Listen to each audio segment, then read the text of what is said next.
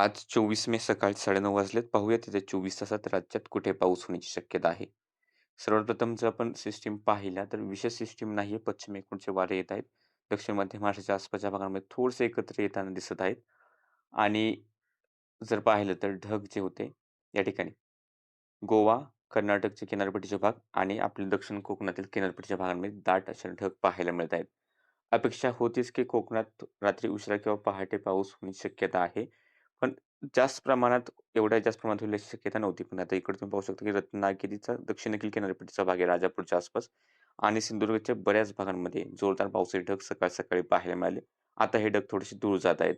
तसेच बेळगावकडून सुद्धा काही ढग इकडे कोल्हापूरच्या दक्षिण भागाकडे पाहायला मिळत आहेत. त्या ठिकाणी सुद्धा हलका पाऊस पाहायला मिळतो. आणि रात्री उशिरा बेळगाव, कोल्हापूरच्या दक्षिण भागांमध्ये सुद्धा चांगला पाऊस झाला. सोलापूरच्याही भागांमध्ये चांगल्या पावसाच्या नोंद झाल्यात.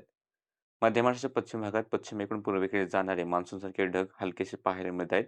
मात्र यातून जास्त काही पावसाचा अंदाज सध्या नाही. कोकणातही अशा प्रकारचे ढगाळ वातावरण पाहायला मिळतंय. येत्या 24 तासातील जर पावसाचा आपण विचार करायला गेलो, तर साधारणतः 30% च्या आसपास 30 ते 40% शक्यता दिसते, की नाशिकचे काही पूर्वेकडील भाग, अहिल्यानगर, पुणे, सातारा, सांगली पूर्वेकडील भाग, बेळगावचे पूर्वेकडील भाग, सोलापूर लगतवरती धाराशिव, बीड, छत्रपती संभाजीनगर 30 ते 40% शक्यता आहे, की पाऊस होईल.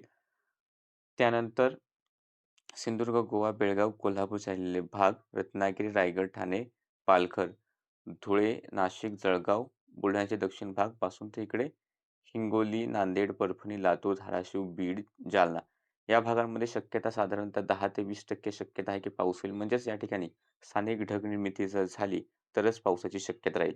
आणि हा जो काही पाऊस पडतो आता किनारपट्टीच्या भागांमध्ये रत्नागिरी, सिंधुदुर्गकडे, हा आता दूर पश्चिमेकडे निघून जाण्याची शक्यता आहे. राज्याच्या इतर ठिकाणी जास्त पावसाची शक्यता नाही. मुंबईच्या आसपास ढगाळ वातावरण क्वचित हलके थेंब एखाद्या भागांमध्ये होतील. मात्र विशेष पावसाचा अंदाज नाही. विदर्भातही पावसाची जास्त शक्यता ही दिसत नाही. सध्याच्या अपडेटमध्ये इतकंच. Facebook पेज फॉलो करा. YouTube चॅनल सबस्क्राईब करा.